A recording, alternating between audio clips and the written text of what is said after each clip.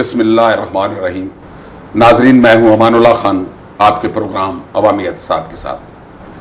ناظرین، آج کا پروگرام ایک دکھی بیٹی کا پروگرام ہے جسے ہمارے سابقہ حکمرانوں نے امریکہ بہادر کے حوالے کر دیا، اور وہ پرویز مشرف جس نے ہزاروں لوگوں کو امریکنوں کے ہاتھ بیچا، اس میں یہ معصوم بیٹی بھی تھی جس کے لیے 3 سال سے مسلسل لوگ اس جد و جہد میں ہیں کہ اسے کسی طریقے سے ان ظالموں سے آزاد کروا لیا جائے. لیکن حکمرانوں کی زبان کیوں چپ ہے؟ آج کے حکمران جو جمہوری حکمران کہلواتے ہیں وہ کیوں خاموش ہیں؟ کیا ایک بیٹی کے لیے کوئی سودا نہیں کیا جا سکتا امریکہ کے ساتھ؟ لوگوں، یہ قوم کی بیٹی ہے، آپ کو کچھ کرنا ہوگا، کچھ سوچنا ہوگا کہ ہماری بیٹیاں یہودیوں کے ہاتھوں رلتی رہیں گی، ذلیل و خوار ہوتی رہے گی. ہم کتنے بے ضمیر ہو چکے ہیں، ہمیں اپنے ضمیر کو جگانا ہوگا. میں اسی سلسلے میں آپ کی ملاقات آج ان کی بہن ڈاکٹر فوزیہ سے کرواتا ہوں. وہ لاہور آئی تھی، ہم نے انہیں اسٹوڈیو میں آنے کی کہا اور وہ آئی ہیں، اور میں آپ سے ان کی بات چیت کرواتا ہوں. ڈاکٹر فوزیہ، آپ نے بہت محنت کی ہے. جس سیاسی پارٹی نے آپ کو اپنے دھرنے میں بلایا آپ گئی ہیں. آپ نے ان کے سامنے اپنا دکھ رکھا ہے، لیکن آج تک میں یہ محسوس کر رہا ہوں کہ ان سیاسی پارٹیوں نے آپ کی بہن کے اس مسئلے کو اپنا ذاتی ایشو نہیں بنایا، اپنی پارٹی کا ایجنڈا نہیں بنایا، امریکنوں کے سامنے کھڑے نہیں ہوئے. کیا وہ لوگ ڈرتے ہیں اور آپ کو دلاسوں میں رکھتے ہیں اور آپ کو صرف اسٹیج پہ لا کے اپنے سیاسی ایجنڈے کو آگے بڑھاتے ہیں؟ آپ کیا کہتی ہیں اس کے بارے میں؟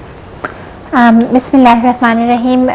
سب سے پہلے تو میں آپ لوگوں کا اور آپ کے پروگرام کے توسط سے پوری عوام کا شکریہ ادا کرنا چاہتی ہوں کہ انہوں نے ہماری گھر کی بیٹی کو قوم کی بیٹی بنایا اور اپنایا عافیہ کو.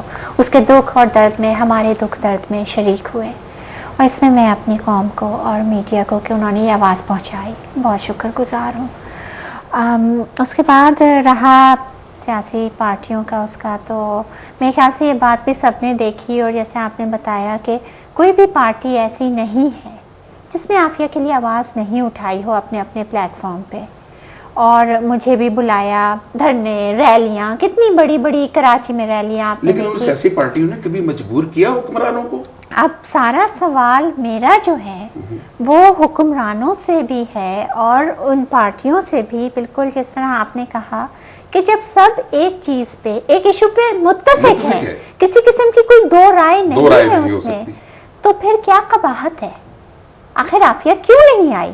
اس قباحت کا آپ کے علم میں کوئی بات ہے کہ یہ کیا قباحت؟ میرے ذہن میں سوالات آتے ہیں کہ کیا سنسیریٹی تھی ان سب چیزوں میں یا نہیں تھی، یا کیا کچھ اور اندر ہو رہا ہے جس کا مجھے علم نہیں ہے.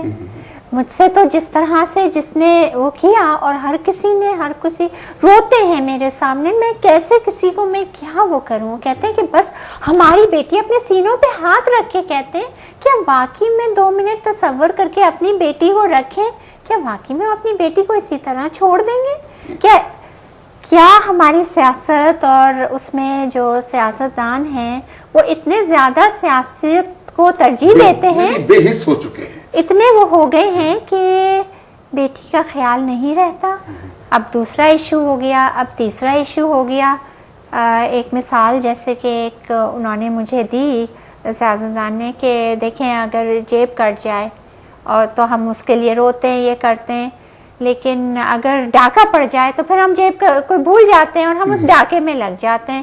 تو عافیہ بھی وہ چھوٹی سی وہ تھی، اب ہم دوسرے ایشوز میں لگ گئے ہیں. تو میں اس چیز سے تھوڑا سا اتفاق نہیں کرتی.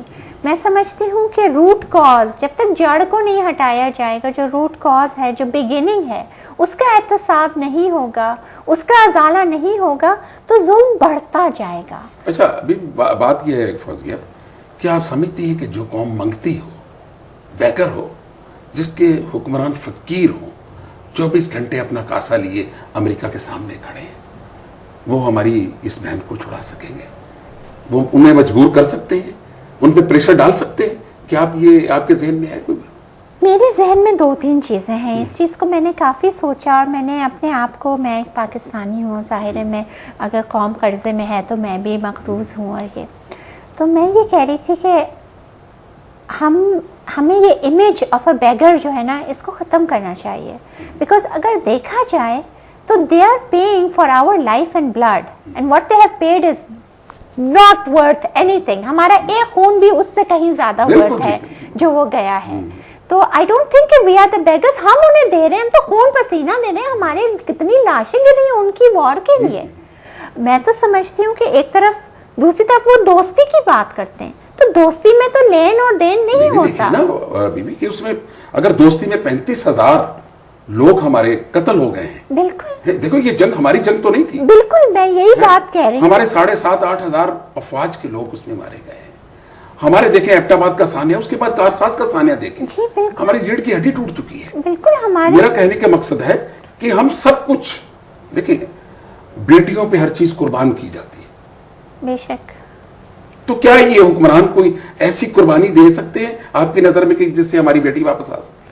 अगर अल्लाह इनको गैरत दे और इनको जगा दे तो बिल्कुल दे सकते हैं। ये इतना बड़ा ऐवान है, ये ऐवान है इतना बड़ा, जिसमें हर तबके के लोग बैठे हुए हैं।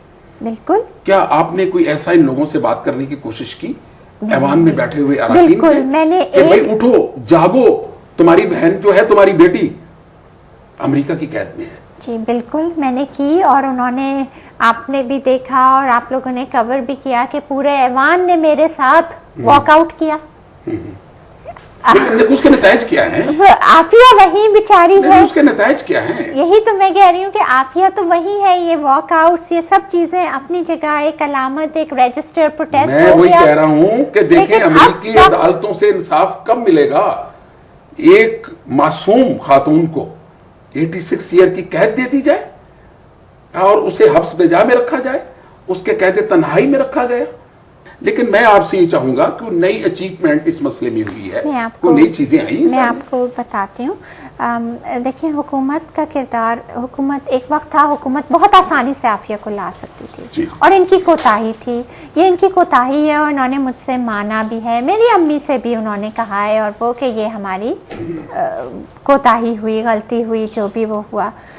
बहरहाल अभी भी there is absolutely no time, जो मतलब अभी भी अगर चाहे तो with in a 3 month frame ये ला सकते हैं। आज मैं लाहौर आई, इसी मीटिंग और इसी कुछ इंटरनेशनल लॉयर्स वगैरह आए हुए थे, और उनके उससे तो यही सारा उन्होंने मुझे बताया कि किन किन तरीकों से आपकी गवर्नमेंट सारी चीज जो है, उन्होंने कहा we are very very sorry to से, but it is your government that is not taking a stand. ये उनका सबका यूनानिमस था, यूके से थे, यानी कि उनके कहने के मुताबिक कि आपकी हुकूमत बुग़्ज़े माविया और मुनाफिकत की पॉलिसी पे बैठी हुई है, अमेरिका की झोली से वो नहीं ला सकती। यही वो जवाब दे रहे हैं। वो कह रहे हैं कि ला सकती है, it is not taking the stand that it should. लेकिन वो कैसे लाएंगे? हैं वो तो उनके दरवाजों के चौकीदार बन गए हैं। अब हमारे यही तो है, हमारे वकील कह रहे हैं हम लिख के देते हैं, हम आपको दे रहे हैं स्ट्रैटेजी, आप ये करें। ट्रीटीज हैं, ऑलरेडी एग्जिस्टिंग ट्रीटीज हैं जिनमें आप आ जाएं, रिपेट्रिएशन होती है, प्रिजनर एक्सचेंज होती है। उन्होंने कहा सबसे बड़ी जो शर्मनाक चीज है वो रेमंड डेविस आपके हाथ में था। देखिए, हमारे अमेरिका के दरमियान में कोई ऐसा मुआहदा नहीं था, यानी कि कैदियों के एक्सचेंज का कोई मुआहदा मौजूद नहीं है, तो रेमंड कैसे चला गया? बिल्कुल, इतना जुल्म करके इस मुल्क के अंदर इतने साल तक इंटेलिजेंस करके और हमारी कौम को बर्बाद करके, तो वो तो चला गया है। रेमंड की बहुत कीमत थी इन हुक्मरानों के पास। ये इतना शर्म। जनरल पाशा का बयान आपने सुना ही था, उसने कहा कि मुझसे तो रेमंड को छुड़वाया है 3 साल की, मैंने उसकी जगह 2 साल की मुद्दत ले ली। उसके अल्फाज तो ये ना कि जरदारी साहब के हुक्म और वजीर आजम के हुक्म से मैंने रेमंड को वापस किया है। भाई अगर तुमने ये किया है तो उनको कहते कि हमारी बेटी वापस कर दो, हम रेमंड को वापस कर देते हैं, मुझे 2 साल की मुद्दत नहीं चाहिए आपसे। आप क्या कहती हैं? हमारे हुक्मरान ऐसे हैं तो क्या आपके वो आए हुए वकला या जो दूसरे लोग हैं वो जो आपसे कह रहे हैं उस पर अमल कैसे हो सकेगा? मैं तो कोशिश करती रहूंगी। नहीं, देखें, आप कोशिश करती रहेंगी, لیکن اور امید بھی اللہ سے اچھی رکھوں گی. آخر 2 بچے جن کا کہ مجھے بہت وثوق کے ساتھ یہ کہا تھا کہ مر چکے ہیں, مجھے گھر پہ آ کے اور تعزیت کے ساتھ اور یہ کیا تھا, اور میں نے کہا ڈیڈ باڈیز کہاں ہیں, اور یہ ہم تو ڈیڈ باڈیز کے لیے فائل کر رہے تھے کہ مر گئے تو ہمیں ڈیڈ باڈی تو دو, کہاں وہ کیا ہے. تو دیکھیں وہ زندہ ملے. لیکن میرا مقصد یہ ہے وہ میں پرسنلی کوئی کہے مجھ سے کہ معجزے نہیں ہوتے یا وہ نہیں ہوتے, یہی حکومت لے کے آئی نا. وہ بچے US سٹیزنز تھے لیکن ایک پاکستانی خالہ کے پاس ہے نا, پاکستان کے اندر ہے نا, لیگلی مطلب ویسے تو کوئی طریقہ نہیں تھا نا, لیکن آئے. تو اگر سٹینڈ لیں, and I think if the people lead, the leaders have to follow.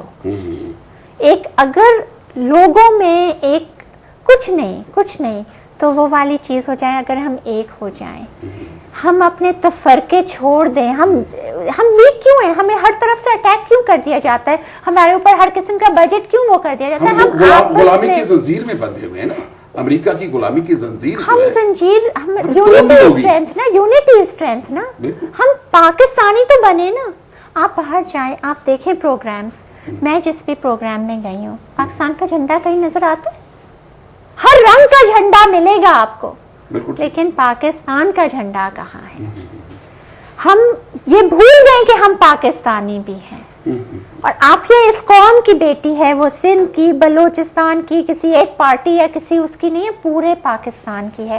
میں سمجھتی ہوں the day we all unite as one for our sister, ایک اپنی عزت, غیرت اور انا کا, جیسے آپ نے کہا کہ بیٹی کی خاطر تو ہر چیز, ہم اپنے تفرقے وہ کر کے صرف بیٹی کی خاطر چند لمحوں کے لیے بھی ہم ایک ہو جائیں, ہم میں وہ قوت اور وہ اسٹرینتھ آ جائے گی کہ پھر ہم کھڑے ہو کے بات کر سکیں. اچھا فوزی بھی, میں آپ سے یہ سوال پوچھنا چاہوں گا کہ آپ نے سب سیاسی پارٹیوں کے ساتھ بات چیت کی, بالکل سب سے ملی, سب سے بالکل, اور سب نے آپ کو روئے بھی ہوں گے, ہاتھ بھی ہلائے ہوں گے اور افسوس بھی کیا ہوگا, لیکن کیا آپ نے ان سب سے کہا کہ آپ سب اکٹھے ہو جائیں, میری بہن کے لیے اکٹھے ہو جائیں, اس ملک کی بیٹی ہے وہ, تو کیا انہوں نے کہا؟ میں انہیں سب کو یہی بات کہتی ہوں اور یہی چیز کہتی ہوں, اور وہ میرے سامنے سن کے کچھ ایکسپلینیشنز دیتے ہیں, کچھ وہ کہتے ہیں اور کہتے ہیں نہیں ہم بہن کے لیے بالکل آ جائیں گے. اور اس کی ایک مثال جس کے کہ میں بہت ہمبل ہوئی کہ ہمارے گھر پہ عافیہ کی برتھ ڈے کے موقع تھا, تو سب آئے, مختلف ساری آئیں, اپنے اپنے جھنڈے لے کے آئے, ان کے ورکرز کے ساتھ آئے, بہت لوگ, کئی 100 لوگ جمع ہو گئے تھے, تقریباً 1000 سے اوپر ہو گئے تھے. تو وہ سب, تو میری امی نے یہ کہا کہ عافیہ اس قوم کی بیٹی ہے, یہ پاکستان کا جھنڈا ہے, اگر ہم سارے جھنڈے ایک جگہ ایک اس میں کر کے, باقی سب اپنے وہ کرتے ہیں, ایک جھنڈا پاکستان کے جھنڈے کے نیچے سب اکٹھے کر کے باندھ دیں. اور اس میں سب نے ایک امی کے کہنے پہ سارے نے اپنے اپنے جھنڈے وہ رکھ دیے, اور ایک ایک جھنڈا جا کے اور صوفے کے پیچھے جہاں پاکستان کا جھنڈا لگا ہوا تھا اس کے ساتھ باندھ. اتنا خوبصورت وہ منظر تھا نا, وہ چند لمحوں کا جو وہ تھا.